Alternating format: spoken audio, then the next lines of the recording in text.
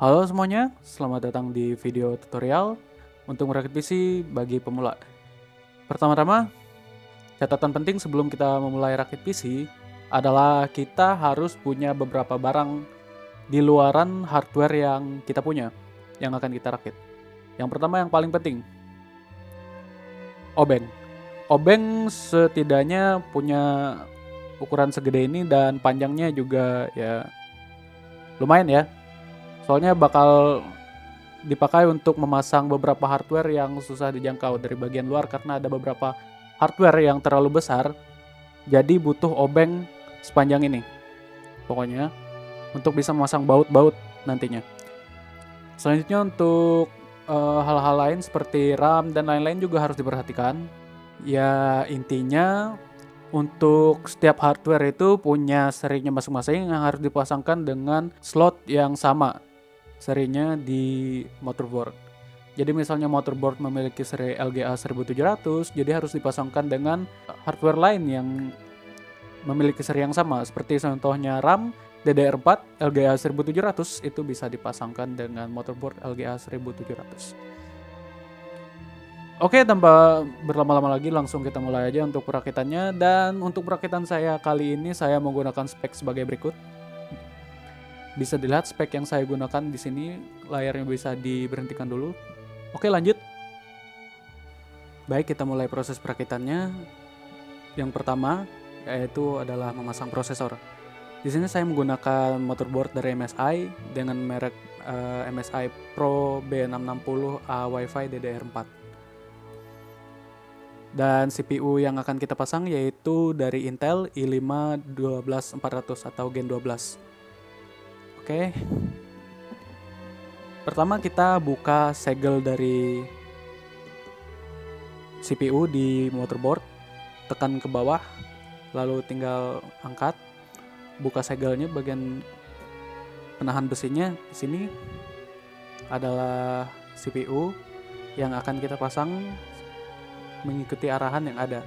Ini arahnya itu bisa kita lihat di bagian pin di bawah, ikuti aja pin yang ada di motherboard ini. Atau biasanya di beberapa motherboard ada bagian yang menunjukkan arah untuk CPU. Seperti ini bagian di bawah CPU ini ada segitiga ya di sini.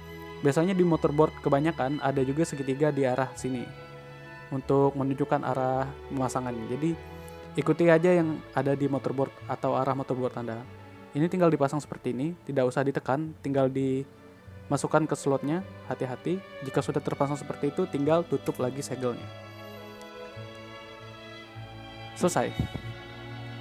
Selanjutnya adalah pemasangan RAM. Di sini kita punya 4 slot RAM, jadi untuk RAM yang akan dipakai juga adalah RAM tipe DDR4 dari Team Group. Ini memiliki kecepatan 3600 MHz. Jadi untuk pemasangan RAM ini sendiri, untuk slotnya jika Anda punya 4 slot, perhatikan di buku petunjuk untuk keempat slot ini slot 1, 2, 3, 4-nya. Di sini saya menggunakan slot ini tidak berurutan seperti ini 1, 2, 3, 4, tidak. Slot 1 dan slot 2-nya itu ada di bagian ini. Ini slot 1 dan ini slot 2. Jadi ikuti buku petunjuk dari motherboard Anda saja. Untuk pemasangannya, ikuti arah bagian pin yang di sini. Ada bagian yang seperti bolong gitu ya di RAM-nya itu. Ikuti aja yang ada di motherboard. Pasang RAM-nya ke slot dengan hati-hati mengikuti arah dari pinnya tadi. Seperti ini. Buka dulu kunci dari slot RAM-nya. Lalu tinggal pasang RAM-nya sampai semua pinnya benar-benar masuk.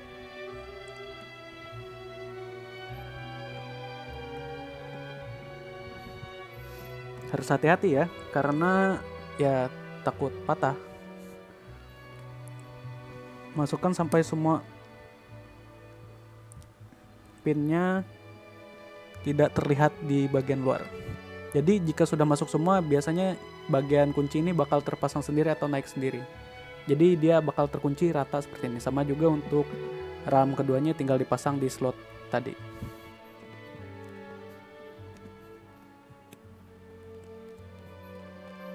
Oke, RAM sudah terpasang. Selanjutnya kita pasang SSD NVMe jika ada. Jika kamu tidak punya SSD NVMe bisa di skip bagian ini.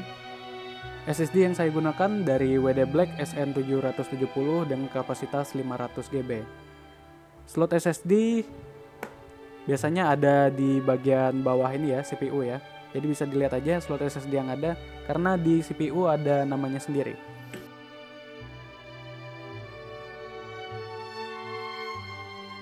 SSD juga punya bagian ini ya, bagian yang seperti terpotong di bagian ujungnya seperti ini. Jadi tinggal ikuti slot yang ada di sini. Di bagian slot ini juga ada bagian yang terpotong mengikuti arahan ini ya, arahan dari SSD NVMe-nya. Jadi tinggal ditaruh, dipasang, masukkan seperti itu, selesai. Pasang kembali untuk ininya ya, untuk cooling pad-nya.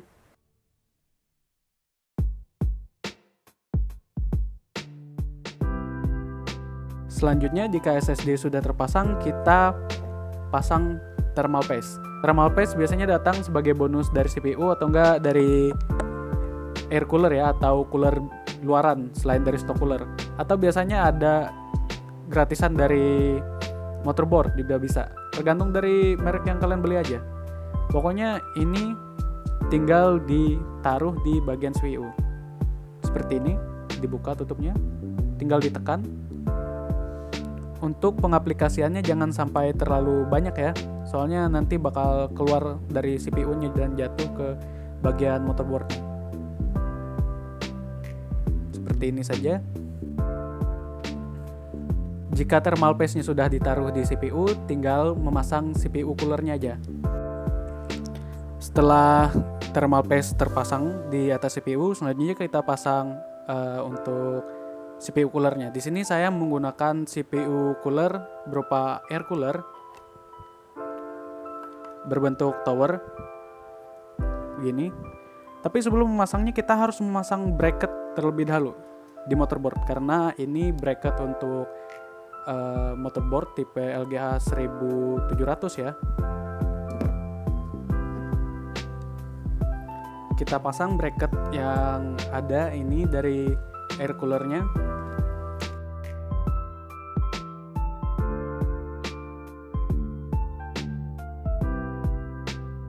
Dan selanjutnya kita pasang lagi bracket di bagian depannya. Untuk baut-baut bracketnya sudah disediakan dari bawaan kotak air coolernya, jadi tinggal dipasang saja.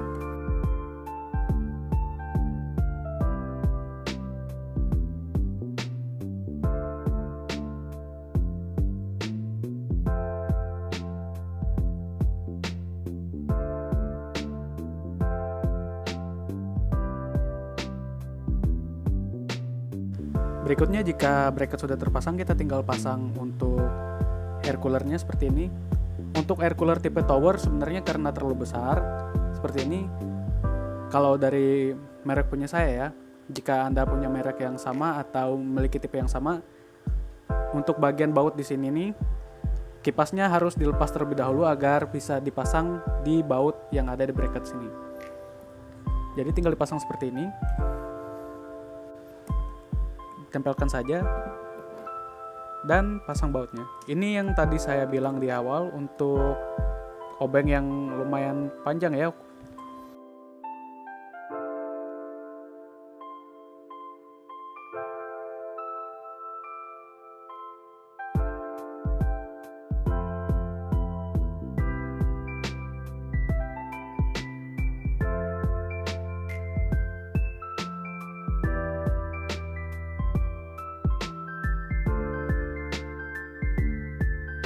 Sebelum memasang motherboard kita ke casing, kita harus memasang back panel terlebih dahulu seperti ini, pelindung back panelnya. Di beberapa casing ada yang sudah terpasang, ada juga yang belum terpasang. Jadi punya saya belum terpasang ya. Jadi pasang ini terlebih dahulu ke back panel. Ikutin tulisannya yang seperti ini, bagian atas seperti ini.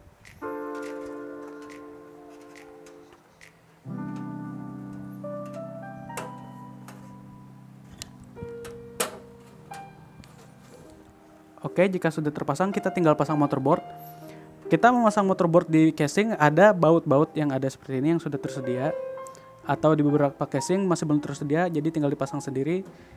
kita akan pasang motorboard kita pada bagian-bagian baut yang ada di sini. Di motorboard ada bagian yang berlubang, jadi tinggal taruh bagian-bagian yang berlubang itu ke baut-baut yang ada.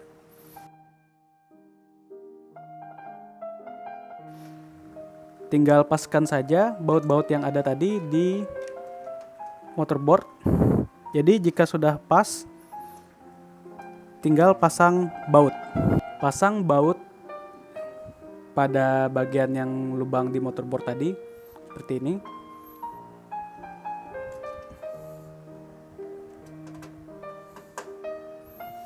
Kencangkan semua baut pada bagian yang ada lubangnya di motorboard agar motorboard tidak terlepas dari casing.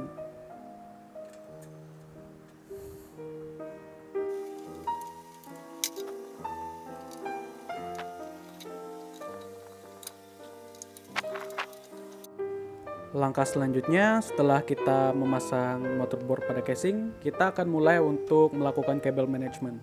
Yang pertama kita masang kabel-kabel dari front panel. Front panel itu bagian yang di sini ya, yang dari panel casing yang kita punya. Kabel-kabel ini kita akan pasang pada motherboard. Jadi tinggal kita taruh dulu ke depan ke bagian motherboard. Selanjutnya kita pasang kabel sesuai dengan nama kabel yang ada atau slot yang ada. Seperti contohnya ini adalah kabel USB 3.0. Kita pasang di slot yang ini, USB 3. Ini ya. Jadi tinggal ikuti arah slotnya. Tinggal dipasang. Dan untuk kabel ini HD audio bisa dipasang ke bagian ini.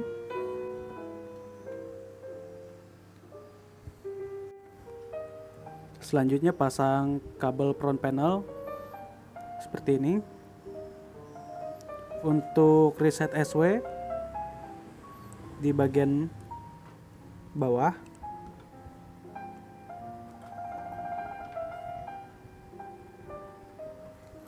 Di bagian sini ya, di bagian motherboardnya saya.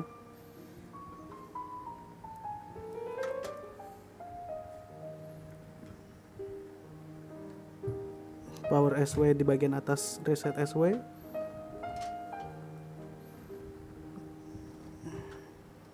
Selanjutnya kabel power LED plus dan power LED min serta HDD LED. Power LED min berada di bagian ini, bagian yang min yang saya sedang pegang ini, di bagian kiri sini.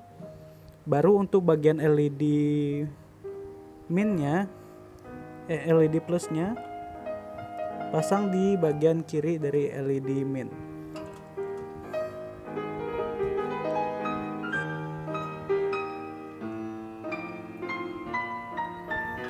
Dan untuk HDD LED-nya tinggal pasang di bagian slot yang tersisa di bawah LED min dan LED plus.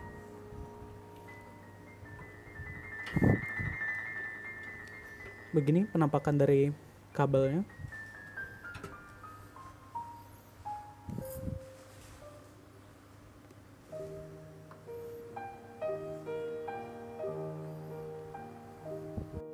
Selanjutnya adalah memasang kabel ini untuk fan-nya. Fan CPU ya. Fan CPU berada di bagian atas ini. Sesuai namanya CPU fan 1. Ini tinggal kita pasang di bagian situ. Oke, jika sudah terpasang untuk CPU fan-nya, selanjutnya kita pasang kabel-kabel dari power supply. Kabel dari power supply ini bisa kita lepaskan karena ini adalah model fully modular ya.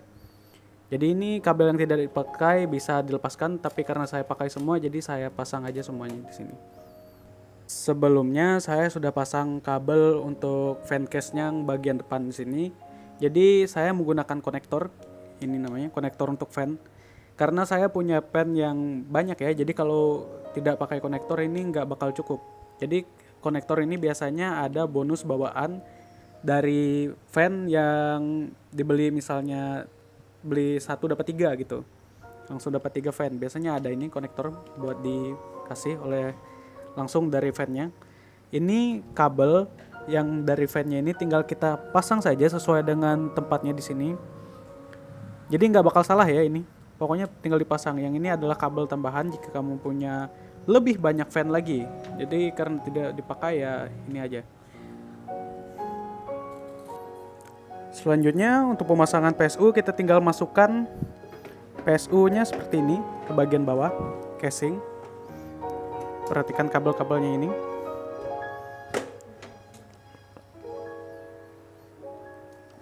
Taruh PSU di bagian seperti ini di belakang.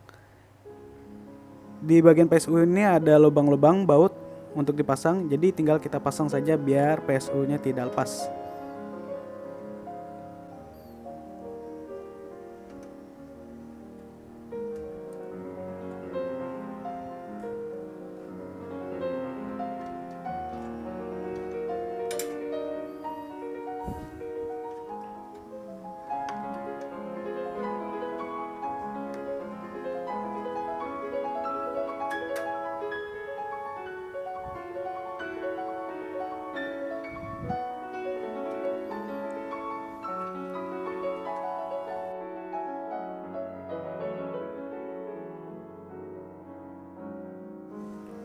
Dari setelah memasang PSU, kita mulai dari memasang kabel ke bagian yang bisa dipasang di belakang casing terlebih dahulu. Ini yang pertama, kabel untuk slot fan. Selanjutnya adalah kabel untuk HDD. Selanjutnya kita pasang kabel untuk HDD dan SSD SATA 3 sama saja. Cara pemasangannya semua sama, tinggal pasang di bagian ini. Ini untuk kabel SATA dan ini untuk kabel datanya. Semua kabel itu unik, jadi tidak bakal bisa salah untuk pemasangannya dari PSU.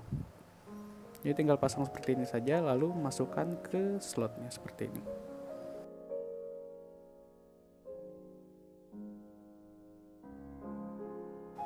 Oke, jika HDD sudah tidak goyang dari slot bracket ini, tinggal dipasang di sini. Kunci, selesai. Jika sudah selesai untuk pemasangan kabel di bagian belakang, selanjutnya kita pindahkan semua kabel dari PSU bagian belakang ini ke depan melewati sela-sela di casing kita. Jadi tinggal dimasukkan aja semuanya seperti ini.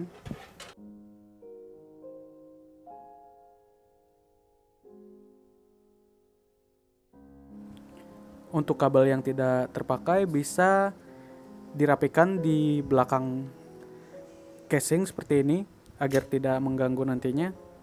Lalu selanjutnya kita pindah ke bagian depan seperti ini.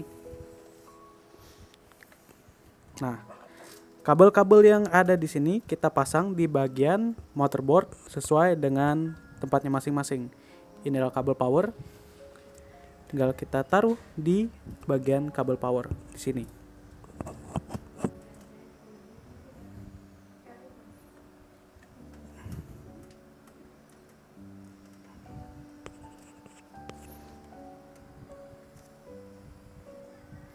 Selanjutnya adalah kabel untuk CPU. Tadi bagian kabel CPU salah ya, di bagian sini saya masukkan. Jadi kalau salah bisa ditarik lagi keluar lalu dimasukkan lagi untuk mengikuti tempatnya yang benar atau tempat kabel paling dekat. Seperti ini. Pasang kabel CPU di slotnya.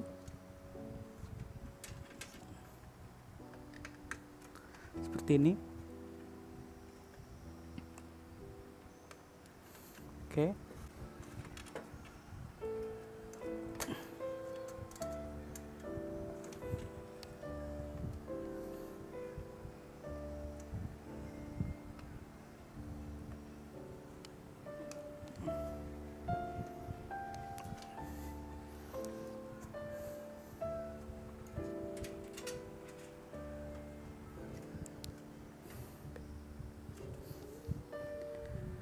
kabel konektor untuk fan.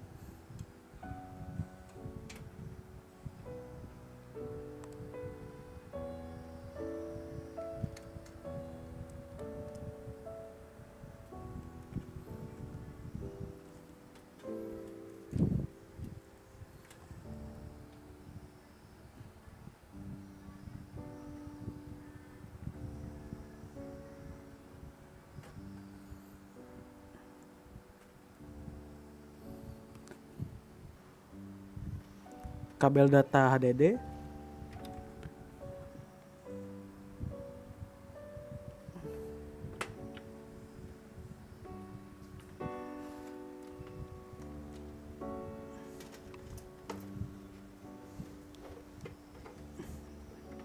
Dan yang terakhir adalah kabel untuk VGA. Selanjutnya setelah kita selesai masang semua kabel-kabel tadi, kita pasang VGA-nya. Seperti ini. Kita pasang di slot yang ada di bawah sini. Sekarang kita pasang VGA-nya, ikuti pin yang ada di sini, bagian yang ada seperti terpotong di sini, masukkan di bagian yang ada di bagian pembatas di sini.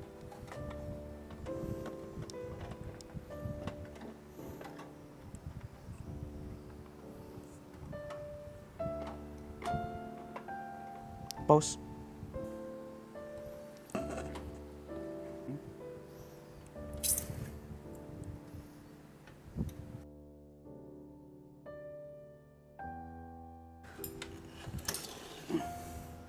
Bagian selanjutnya kita pasang fan case untuk bagian-bagian yang kosong di sini sebagai airflow agar CPU kita tidak mudah panas.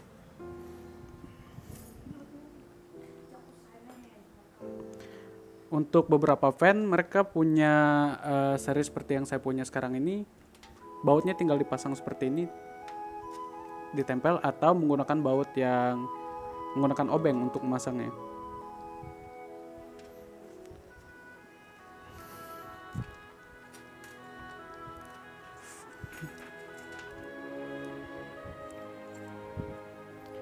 Fan dipasang seperti ini untuk bagian yang ada kabelnya ini, yang kabel paling dekat dipasang ke bagian atas agar anginnya bisa dikeluarkan ke bagian atas.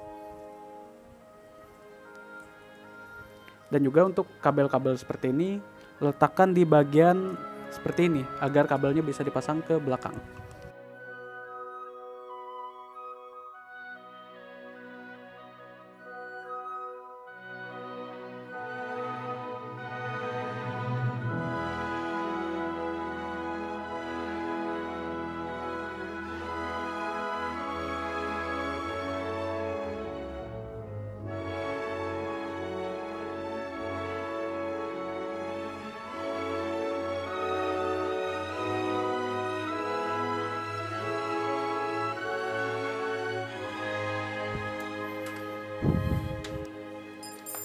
Jika sudah terpasang, kita tinggal pindahkan kabel-kabel ini ke bagian belakang casing. Selanjutnya tinggal pasang kabel konektor fan ke konektor yang ada di sini. Jika semua kabel sudah terpasang di bagian belakang sini, selanjutnya kita pasang kabel untuk VGA-nya. Kabel VGA ini adalah kabel PCIe. Tinggal dipasang seperti ini. Selesai. Setelah selesai memasang kabel VGA, kita tinggal lakukan tes untuk menyalakan komputer. Pasang kabel power ke PSU. Kabel untuk monitor, dan ini adalah kabel untuk menyambungkan ke monitor juga. Tipe display portnya di sini sesuai slot. Oke, tinggal kita coba nyalakan kabel power.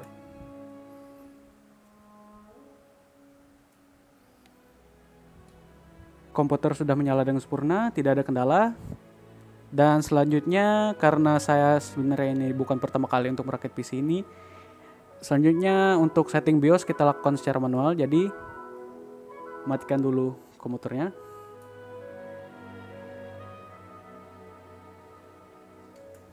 Dan selanjutnya kita akan nyalakan untuk setting BIOS. PC sudah menyala dengan sempurna.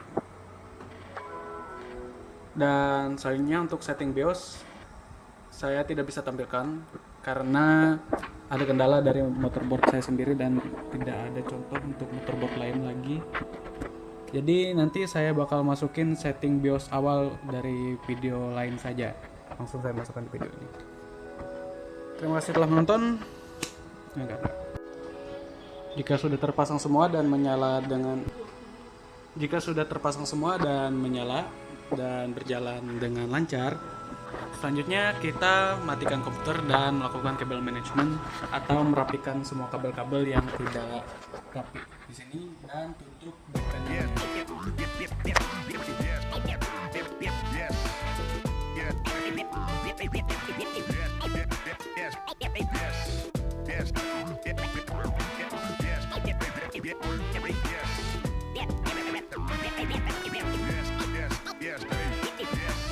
הרחובות בעיר הזאת כמו קוראים בשמי סתיו חורף קיץ ואביב בא פניה משתנות אך נשארות יפות תמיד בכל פינה בין הצל והשמש שוב הרוח לוחשת. Setelah finishing dan menyalakan komputer dan hasilnya komputer menyala dengan baik, tidak ada kendala, semua proses lancar.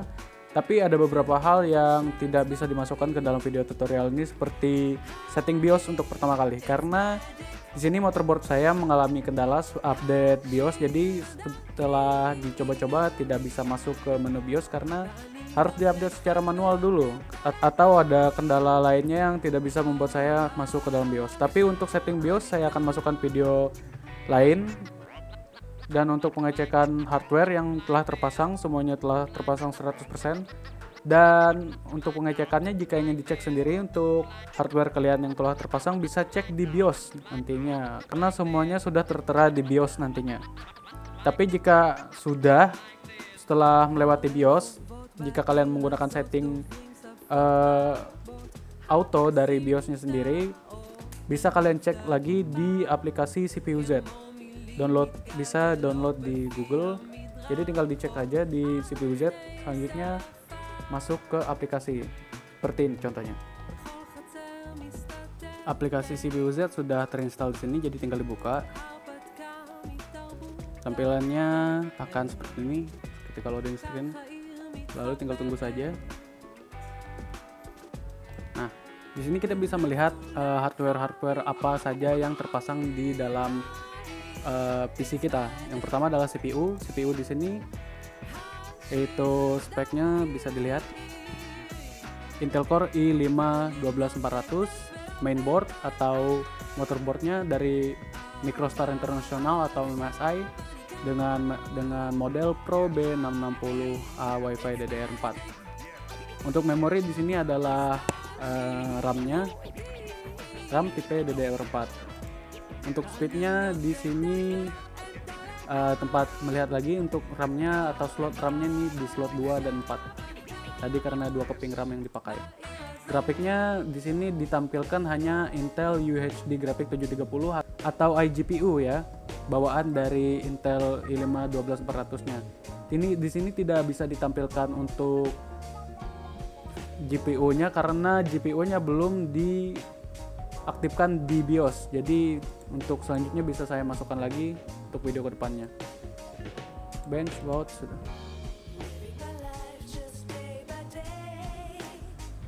Jadi begitu saja untuk video perakitan PC dari saya.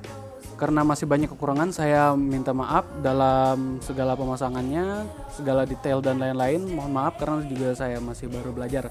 Tapi intinya untuk memasang komputer itu mudah dan susahnya itu bagian yang mudah itu hanya tinggal memasangnya saja ke tempat yang ada seperti slot yang sudah tersedia. Tapi bagian susah itu adalah untuk memastikan slotnya benar atau tidak, seperti di bagian kabel manajemennya kan untuk bagian kabel-kabel kebanyakan itu pasti bakal salah pertama kali. Jadi bisa lihat buku petunjuk atau bisa lihat tutorial di YouTube untuk merek yang Anda pakai atau hardware yang akan Anda bangun. Seperti contohnya tutorial merakit PC untuk motherboard tipe bla bla bla yang Anda pakai begitu, atau tutorial memasang PC untuk Intel Gen 13 mungkin bisa jadi.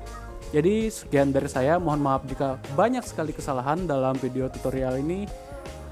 Saya akan masukkan beberapa video lain lagi dari sumber-sumber yang lebih pro tentunya, sumber-sumber yang lebih bagus dalam proses pemasangannya di video-video lainnya di dalam website ini.